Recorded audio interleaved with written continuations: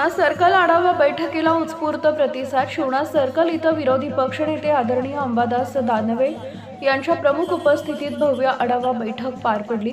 या बैठकीस शिवणा तसेच परिसरातील नागरिकांनी मोठ्या संख्येने उपस्थित राहून प्रचंड प्रतिसाद दिला। सहसंपादक सलीम कुरेशी। सिल्लोड तालुक्यातील शिवणा इथं बैठकीदरम्यान विविध प्रलंबित प्रश्न, स्थानिक विकास कामे आणि आगामी राजकीय दिशा याबाबत सविस्तर चर्चा करण्यात आली। नागरिकांच्या अडचणींचा आढावा घेऊन त्यावर सकारात्मक उपाययोजना करण्याचं आश्वासन यावेळी देण्यात आलं आहे।